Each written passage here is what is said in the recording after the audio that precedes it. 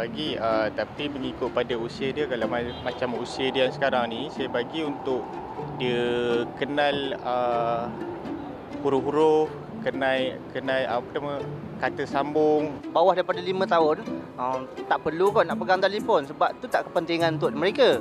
Bagi pegang buku lebih bagus daripada pegang segalanya lah.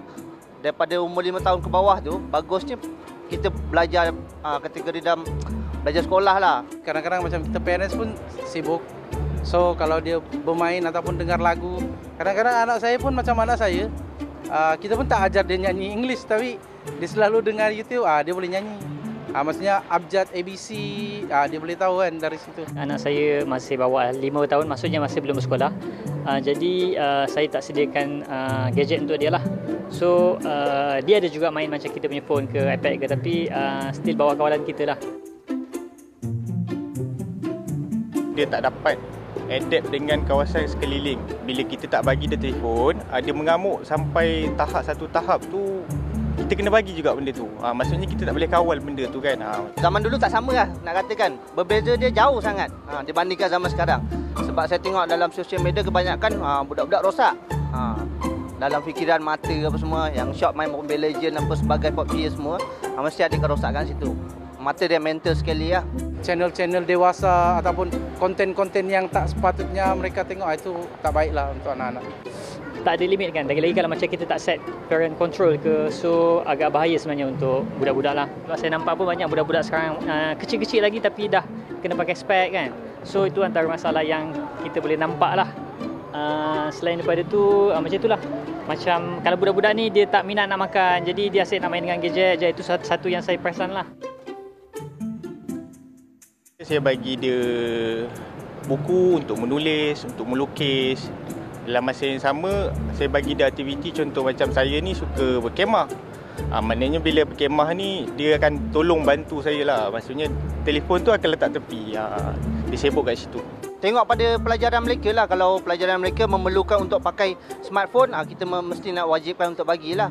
Tapi kalau tak perlu tu, saya rasa mungkin tak payah kot. Saya memang ada pet, ada kucing, ada rabbit macam tu kan. So saya bagi anak saya main lebih kepada buat aktiviti-aktiviti rumah atau aktiviti-aktiviti luar lah. Saya rasa mungkin start sekolah rendah lah kot. Mungkin kalau perlu, waktu tu diorang dah perlukan kena cari sumber-sumber ataupun maklumat-maklumat yang berkaitan dengan pelajaran. So waktu tu saya rasa waktu yang terbaik lah untuk diorang gunakan. Baik, itu dia pelbagai pendapat yang kita dapat daripada ibu bapa terutamanya tentang ketagihan telefon ataupun dikatakan dadah moden ya. Dia jadi macam sedar tak sedar tiba-tiba je macam nak telefon. Lagi-lagi kalau kita tengok budak-budak zaman sekarang, remaja terutamanya, dia boleh jadi sampai tahap tantrum ataupun amukan kerana tak dapat memegang gadget. Ini yang membimbangkan dan merisaukan terutamanya dalam kalangan ibu bapa. Hari ini kita nak bawakan perbincangan bagaimana solusinya. Bersama kita saya nak perkenalkan, ini dia Dr. Hilwa Abdullah atau Muhammad Noor, pensyarah kanan, ahli psikologi klinikal, Pusat Kajian Psikologi dan Kesejahteraan Manusia SAITRA, Fakulti Sains Sosial dan Kemanusiaan UKM. Terima kasih bersama kami, Doktor. Assalamualaikum, apa khabar? Waalaikumsalam, apa khabar? Alhamdulillah. Alhamdulillah. Okey. Doktor, kita tengok tajuknya itu sendiri, ketagihan telefon, dadah moden. Betul. Membawa dua perkataan yang memberi konotasi yang sangat negatif, ketagihan dan juga dadah. Kita tahu, kita sedar keperluannya, keutamaannya ketika ini membantu, memberi manfaat kepada seluruh manusia. Tetapi dalam masa yang sama juga mampu menggugat kesejahteraan anak-anak, terutamanya dalam kalangan remaja. Betul. Dari sudut pandangan doktor. Okey, terima kasih Rina. So kalau kita tengok VT tadi pun highlight dia ada pro and cons dan kita tengok pendengar kita, penonton kita yang memberi pandangan tu berkaitan dengan emosi, kesihatan mental, kesejahteraan. Apatah tadi hujung tadi dia mata. So dia memberi banyak kesan baik positif dan negatif lah. Tapi kalau kita gagal ataupun kita sukar untuk mengawal penggunaan excessive use tu, maka akan berlakulah kesan-kesan yang kita tak nak lihat ataupun kesan negatif tu. So basically memang dia membawa kepada, kalau kita lihat bila sebut ketagihan tu yang negatif lah, as we suppose kan. So kalau negatif tu memang ada kajian yang mengatakan, yang terkini juga mengatakan bahawa ketagihan telefon pintar ataupun smartphone addiction adalah salah satu yang kita boleh samakan dengan ketagihan dadah. Kalau dulu kita tengok simptom orang tak dapat dadah macam mana. Dia withdrawal symptom, dia mengamuk, dia shiver, dia ni, dia gagal untuk mengawal marah dan sebagainya. So simptom itu ada pada individu yang sudah ketagih kepada telefon pintar ataupun smartphone. Baik. Kalau kita lihat macam untuk ibu bapa terutamanya, semua jadi macam alamak, tak pastilah. Betul. Seawal umur berapa kita boleh bagi anak kita bermain dengan gadget dan sebagainya. Lagi-lagi untuk ibu bapa yang katanya kalau tengok saudara-saudara, kawan-kawannya dah main gadget, kalau anak tak bagi, takut nanti macam terasing ataupun rasa ketinggalan. Betul. Seawal umur berapa tu memang ada kajian yang telah dibuat oleh pakar-pakar psikologi perkembangan kan. Dan semestinya kalau di peringkat kanak-kanak awal ataupun sekolah rendah pun bukan waktu yang sesuai.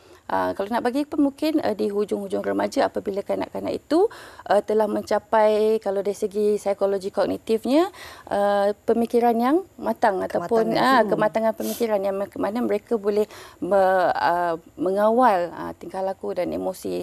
So pada pandangan saya, kanak-kanak seawal usia macam dalam VT tadi tu memang tidak sesuai untuk kita berikan. Tetapi dunia realiti sekarang, mereka lah yang kalau kita buat kajian, pernah saya melakukan kajian bila kita tanya pada umur berapa mereka memiliki smartphone. Ada kata 9 tahun, ada kata darjah 2 8 tahun, dan kalau itu memiliki maknanya dia parents belikan telefon. Belum lagi yang telah menggunakan telefon pada awal usia mungkin 2 tahun 3 tahun telah didedahkan. Itu kita melihat bagaimana dalam kalangan ibu bapa hari ini memberi gadget kepada anak-anak seawal usia muda. Tapi kalau kita nak fokus kepada golongan remaja, mungkin cabarannya juga berbeza. Kerana kita melihat dari segi mungkin sudut pantauan dan kawalan ibu bapa itu sendiri kan terhadap golongan remaja ini, kita tak tahu apa yang dilayarinya setiap hari, berapa jam pula yang diberikan masa untuk melihat gadget dan sebagainya. Remaja ni Rina, dia tricky sebab kalau tengok fasa kehidupan manusia kita, baby, kanak-kanak awal, remaja, dewasa awal, dewasa dan orang tua, remaja ni orang kata fasa roller coaster. Berlumah. Kalau kita ingat dulu kita macam mana? Memberontak, kalau tak puas hati sikit kita mudah sentap. Tapi zaman kita dulu tiada telefon, betul? Ada social media untuk luahkan? Tidak ada. Ada TikTok untuk kita apa-apa kita ekspresikan. Tetapi remaja sekarang cabarannya itu. So kenapa dia kita perlu pantau, bukan kita kawal secara ketat sebab mereka perlukan juga sedikit kebebasan.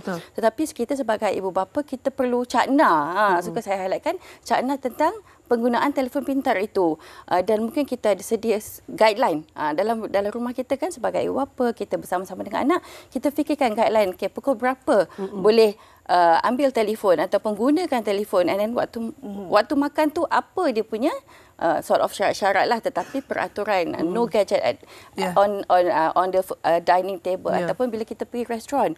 Sekarang kita tak bercakap kebanyakan. Betul. Sebab kita banyak busy lah. So alangkah baiknya we put aside, and parents pun kena main peranan. Main peranan, tapi kita jangan tak bagi anak main telefon, tetapi kita tak gantikan dengan apa-apa aktiviti yang menarik.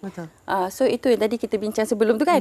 Kita mewarna, bawalah notebook kan, bawa pencil color, bawa ni, ataupun we can, kalau remaja ni cara menangani, kita bercakap. It's just macam kita open satu topik, lagi-lagi topik dia minat, yang dia minat, contoh macam mungkin topik-topik K-pop lah saya ambil contoh sekarang kan, ataupun apa. So kita cuba selami dengan cara yang akan menarik mereka punya interest. Baik. Okey, kalau contohnya untuk remaja lah screen time yang disarankan. Sebab kita tahu sekarang ni banyak juga remaja yang katanya belajar semua memang tengok notes kata dia guna handphone, bukannya main game je contohnya. Tapi mesti ada batasnya ataupun kalau screen time penggunaan average sekarang lah, sewaktu yang saya melihat kepada statistik terkini, dikatakan purata 6 ke 7 jam kita semua menggunakan. Tetapi berbalik kepada keutamaan itulah. Kalau kata, mungkin bagi saya screen time ni sepatutnya kurang daripada amount itu, sebab sebagai seorang pelajar setengah hari dah dihabiskan di sekolah. Lepas tu aktiviti sukan, aktiviti belum lagi benda-benda yang socializing dan sebagainya. So sepatutnya amount itu mungkin kita tidak ada fixed time yang sepatutnya, tetapi lebih kurang daripada itulah. Saya percaya ia juga melibatkan disiplin dalam kalangan remaja itu sendiri. Kalau kita nak lihat dari sudut kesannya Doktor, mungkin kita nak tahulah apa impaknya kepada seseorang remaja itu jika penggunaannya mungkin dari segi waktunya berpanjangan dan juga menggunakan untuk tujuan yang berbeza. Okey. Kita lihat dalam beberapa perspektif ya. Apa yang aktiviti yang banyak digunakan. Kalau saya pemerhatian saya bila kita tengok saya kadang saya suka flip. Suka sneak, suka pip telefon apa yang waktu tu. So pada amatan saya social media. Social media apa dia? Instagram, story. Sekarang kan. So mungkin apabila mereka, kalau kita tengok scrolling itu pun dah satu tingkah laku yang agak membimbangkan. Dia boleh menjadi kompulsif. Kita ulang-ulang ataupun kita nak tengok, kita takut. Kalau kita tak tengok, tak buka kan, and then features IG kan menarik. You nampak ring tu, you kena tekan. So perbuatan itu akan menjadi satu ritual yang kompulsif. So bila makin lama akan timbul rasa, aku tak ada ni. Dan remaja ni dia masih lagi sedang berperang atau berjuang dengan dia punya self confidence, self esteem. So andai kata remaja yang mungkin dia tak memiliki apa kawan dia ada, itu akan impact emosi, impact keyakinan, impact rasa macam bimbang, cemas dan sebagainya lah. So memang berkait dengan kesejahteraan emosi dan juga mental remaja yang lagi-lagi remaja yang fragile ini. So itu kesan dia lah. Macam kalau mengikut pemerhatian saya lah ya, sebab saya ni ada ramai anak buah. Okey kan.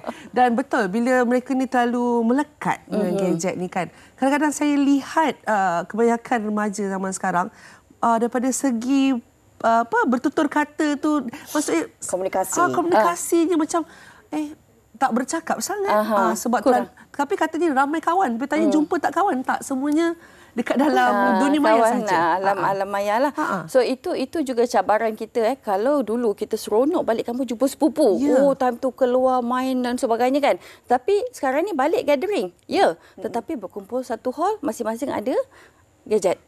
Dan kadang senyap tak bercakap ataupun memang semua fokus. So mungkin dalam konteks itu dia akan memberi impact kepada kualiti pertuturan, cara bercakap, cara mengekspresikan diri. Dan kita lihat sekarang ni banyak cases semakin meningkat apabila anak-anak sekecil 3-4 tahun didapati kurang ataupun lambat untuk bercakap dengan yang sepatutnya ke umur lah. So bila kita tengok gaya hidup yang dialami oleh mereka lah. So mungkin pada pandangan saya bila kita balik kampung tu kan, Dayah, kita parents lah kena takkan masa ni bila lagi nak jumpa sepupu dan kita haruslah mungkin ambil langkah pencegahan dan juga pengawalan. Tak apa, mama simpan iPad ni, main dulu. Sebab nanti kita kat rumah kita tak jumpa dah your cousins. So kita highlight dalam bentuk yang menarik, yang macam dia kena main lah. Tapi kita pun samalah kenalah juga simpan. Jangan kita bersama naik scrolling. Kan, saya setuju bila doktor menyentuh tentang akan ada timbul masalah pertuturan dan juga komunikasi. Tetapi apa yang kita lihat, satu lagi masalah yang mungkin akan timbul apabila ianya merupakan dunia yang tiada sempadan. Kita berjumpa dengan ramai orang, kita bermain game dan sebagainya. Kadang-kadang remaja ini belajar perkataan-perkataan yang kurang manis untuk dituturkan. Perkataan kesat dan sebagainya. Ini juga akan menjadi satu kebimbangan dalam ahli kalangan ibu bapa. Betul. Kalau kita lihat kan, konten especially di YouTube. YouTube, mungkin social media ada juga. Tetapi budak yang kecil ini dia pick up. Dan remaja, waktu bila dia sedang melayari, sedang bermain dengan mungkin any online games, apabila mereka terlalu asyik ataupun terlalu into the games, into the scene. So bila mereka berada di luar, di reality, especially bersama ibu bapa keluarga, kadang-kadang dia tak sedar. So minda luar sedar dia tidak sedar yang dia mengucapkan kata-kata itu. So apa peranan kita sebagai ahli keluarga, mungkin pada waktu itu terus tegur cara baik. Janganlah terus marah. Sebab dia pun dalam keadaan terbawa-bawa karakter dia dalam game itu. Dan kalau tengok karakter game tu, game yang bersifat agresif. Betul. Agak-agak kalau dah you main agresif game, tiba-tiba kat luar you boleh jadi like in a split of second terus, okay mami, you akan terbawa-bawa. So mungkin peranan kita, okay, what did you say? Apa yang tadi cakap mama dengar. So waktu tu dia sedar yang okay, dia dah bukan dalam game. Baik. Tu cara mungkin tips lah antara cara-cara yang macam mana kita nak handle. Sebab selagi kita simpan ataupun kita marah, anak tu lagi rebel. Betul. Lagi macam dia, kenapa? So sebab the nature of the games itu telah membuatkan otak manusia itu untuk bertingkah laku sedemikian. Meniru sebab apa yang kita lihat, kita baca atau apa yang kita dengar, itu sebenarnya yang kita akan praktikkan tanpa kita sedar sebenarnya. Betul. Dan juga mungkin doktor kita tahu ini adalah saya rasa satu masalah yang dilalui oleh ibu bapa dan merisaukan anak-anak, tapi mereka sendiri pun kadang-kadang risau terhadap diri mereka sendiri. Jadi mungkin boleh bagi tips ataupun nasihat yang paling ringkas dan mudah supaya kita sama-sama tidak menjadikan gadget ni sebagai satu sandaran untuk kita leka. Dia sebenarnya kena ada kawalan kendiri. Bagi saya, kawalan kendiri, mana-mana individu kalau sedar pentingnya kawalan kendiri, insya-Allah kita akan lebih sejahtera lah, harmoni. Bermakna kalau kita sedar, kalau kita tak nak melihat anak kita ini ketagih, kita kena tengok kita. Sebab kita is a reflection. Dan anak akan memodelkan tingkah laku apa yang dilihat, dan tingkah laku yang selalunya tidak berapa nak baik itu mudah ditiru. Itu dalam psikologi, maknanya agresif itu mudah untuk ditiru. Sama juga. So kita mungkin sebagai ibu bapa, orang dewasa, kita pun harus ada pengawalan kendiri yang kita tetapkan mungkin bila dah sampai rumah, kita put aside. Melainkan urgency work related ataupun dan sebagainya lah. Tetapi otherwise kita spend time dengan anak. Kalau remaja bercakap dengan anak, toddler bermain dengan anak, sebab you takkan boleh putar masa kan, you rewind your time. Masya Allah, saya rasa satu perkongsian ataupun satu tamparan kepada diri saya sendiri dan juga saya pasti menyedarkan ramai ibu bapa dan juga individu di luar sana tentang cara kita nak menggunakan gadget dan juga kawalan kendiri. Terina? Perlu ibu bapa ini menjadi cerminan yang baik untuk anak-anak supaya anak-anak juga meniru tingkah laku yang baik ini. Terima kasih kita nak ucapkan kepada Dr. Hilwa Abdullah Muhammad Noor, pensyarah kanan ahli psikologi klinikal Pusat Kajian Psikologi dan Kesejahteraan Manusia Saitra, Fakulti Sains Sosial dan Kemanusiaan.